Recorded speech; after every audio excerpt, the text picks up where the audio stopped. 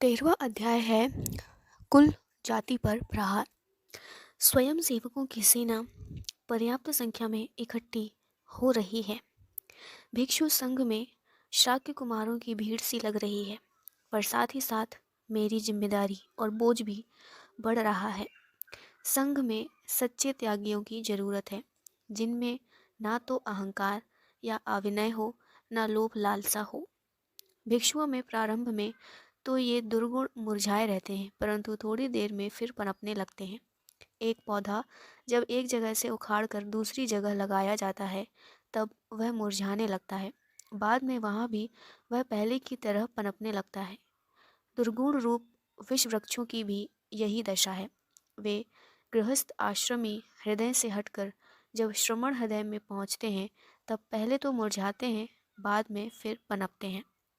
संघ में जो गरीब या दीन लोग आते हैं, वे अपने पुराने जीवन से अधिक आराम साधु जीवन में देखते हैं और इसी में रम जाते हैं।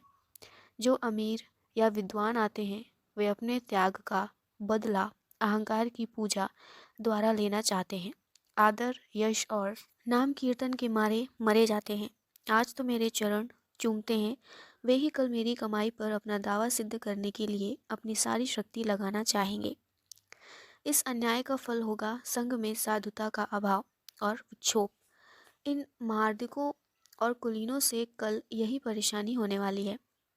उस दिन जब शाक्यराज वाहिद्य तथा अनिरुद्ध, आनंद, भृगु, किम्बल और देवदत्त ये शाक्य युवक दीक्षित होने के लिए आए, तब मुझे ऐसे ही विचार आने लगे। इसीलिए मैंने इनकी परीक्षा लेने का विचार किया।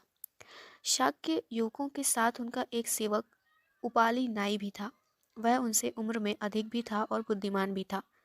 उसी को ज्येष्ठ बनाने के विचार से मैंने उन लोगों से पूछा, शाक्य पुत्रों, तुम में से पहले किसे दीक्षा दी जाए? भगवान जिसे उचित समझे। पहले दीक्षित होने के लाभ तुम्हें मालूम है? नहीं बनते। देखो, श्रमणों का यह व्यवहार है कि जो पहले दीक्षित होता है, वह उम्र आदि में छोटा हो या बड़ा, वह पीछे के श्रमणों से बड़ा माना जाता है। जैसे गृहस्थ आश्रम में बड़े भाई का आदर छोटे भाइयों को करना पड़ता है, उसी प्रकार पीछे के दीक्षितों को पहले के दीक्षित का आदर सत्कार करना पड़ता है। तुम में से जो पहले दीक्षित होगा, उसका आदर सत्कार बाकी के लोगों को करना पड़ेगा। अब क्या कहते हो शाक्य पुत्रों, किससे पहले दीक्षित किया जाए? भगवान जिसे उचित समझे। तुम लोगों को जाति मत तो नहीं है, महार्दिक का मत तो नहीं है? तुम अपने को शुद्ध मनुष्य समझने लगे हो या नहीं? हाँ बनते, हम में ये दोष नहीं है। यदि तुम्हारे इस सेवक उपाली नाई को मैं पहले दीक्षित करूं और इसे दीक्षा में तुम्हारा बड़ा भाई बनाऊं, तो तुम इसका विनय खुशी से कर सकोगे या नहीं? कर सकेंगे बनते। अब अच्छा, यही तुम्हारा बड़ा भाई बना। इसके बाद मैंने उपाली को ही पहले दीक्षित किया। इन दिनों मैंने गौर से देखा है कि शाक्य पुत्र उसका विनय करते हैं। एक देवदत्त ही ऐसा है जो कुछ संकोच करता है। ऐसा मालूम होता है कि एक दिन यह देवदत्त संघ के लिए विपत्ति सिद्ध होगा।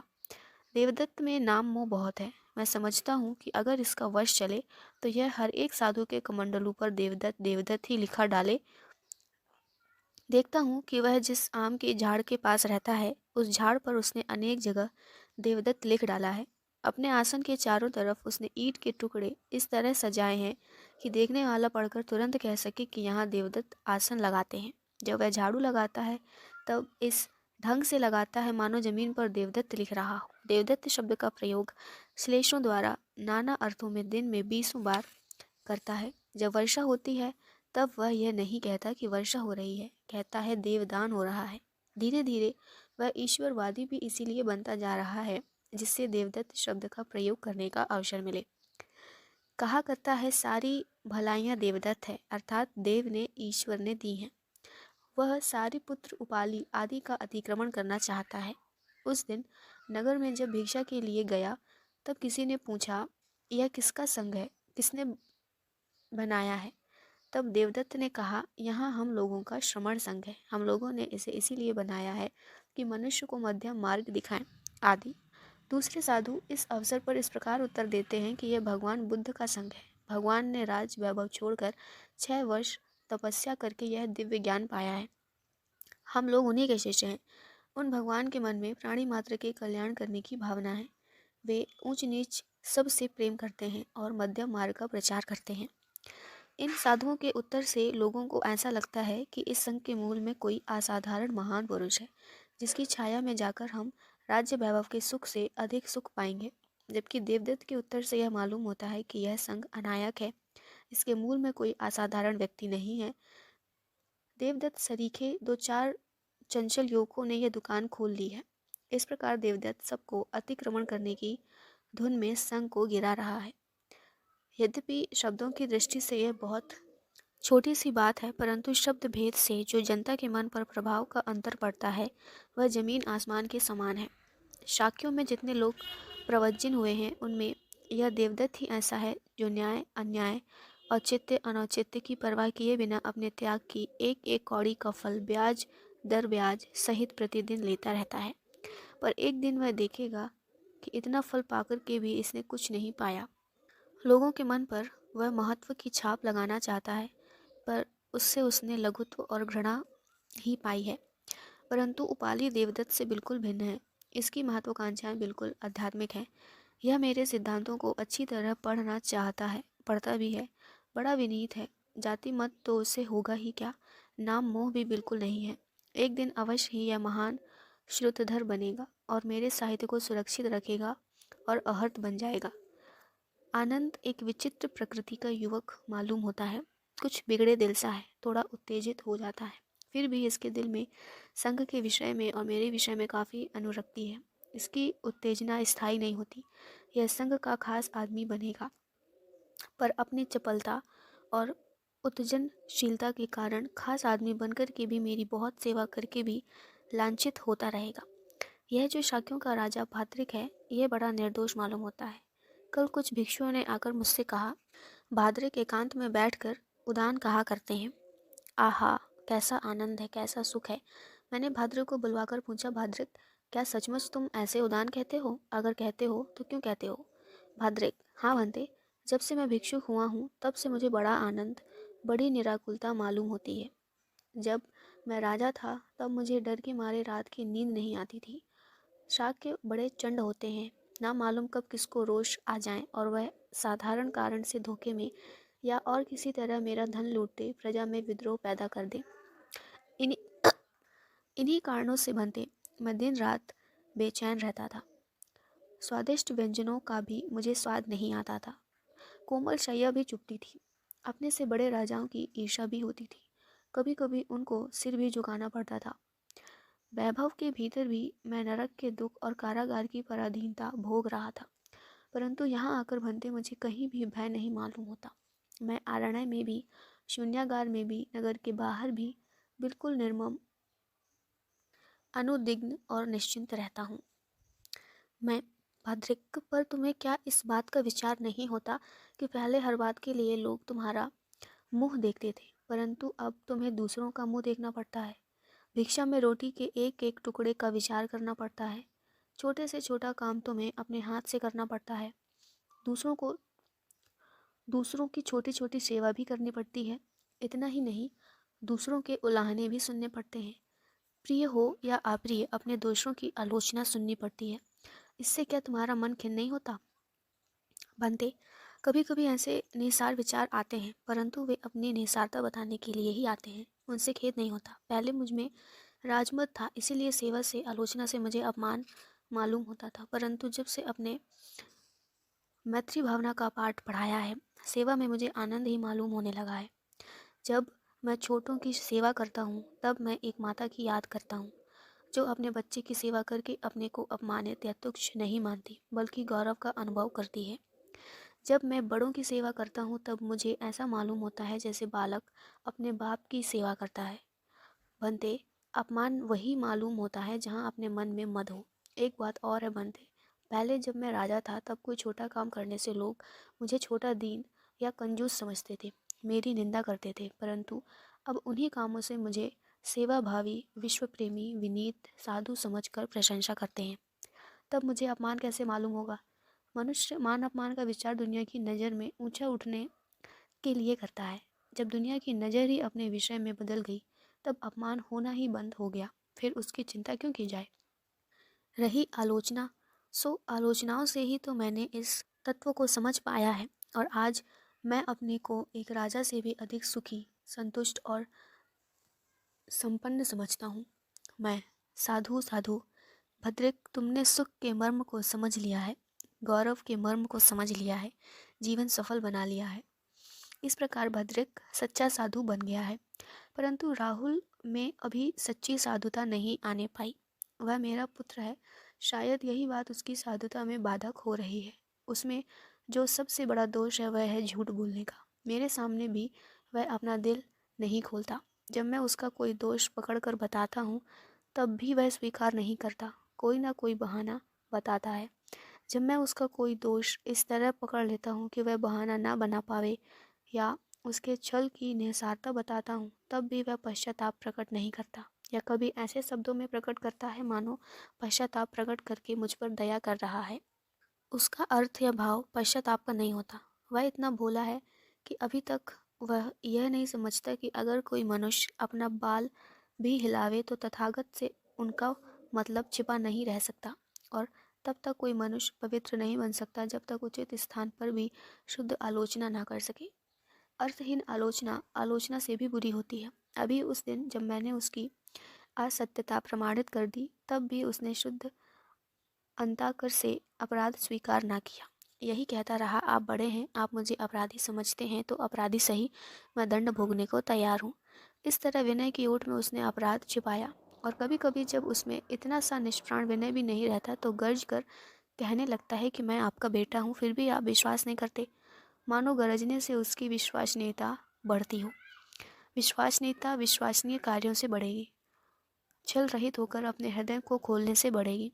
पर राहुल इस बात को नहीं समझता। इसीलिए कल मैं अंबल ठटिका में गया और एकांत में राहुल को समझाया। मैंने कहा, किसी राजा का हाथी लड़ाई के मैदान में जाकर पैरों से काम ले, पूंछ से काम ले, किंतु सूंड को पेट के नीचे दबा कर रह जाए तो क्या उसकी सेवा मूल्यवान होगी? क्या वह विश्वसनीय होगा? राहुल, नहीं बनती। मैं, तो देखो राहुल, जो आदमी शरीर के सभी अंगों से सेवा करता है परंतु मन को छिपा रखता है, छल करता है, झूठ बोलता है, वह विश्वसनीय नहीं हो सकता। उसकी दूसरी सेवाओं का भी मूल्य नहीं है और ना के बराबर ही हो जाता है। राहुल, तुझे प्रत्यवेक्षण अवश्य करते रहना चाहिए। तुझे देखते रहना चाहिए कि जो कार्य करता हूँ उससे लालसा की या अहंकार की पूजा तो नहीं होती, किसी के प्रति अन्याय तो नहीं होता। शायद ये बातें तेरी समझ में ना आवे तो तुझे शास्ता के पास या किसी विज्ञ गुरु भाई के पास अपनी मनोवृत्ति खोलकर बता देना चाहिए। अगर कभी वे तुझ से पूछें तो झूठा कभी भी ना बोलना चाहिए।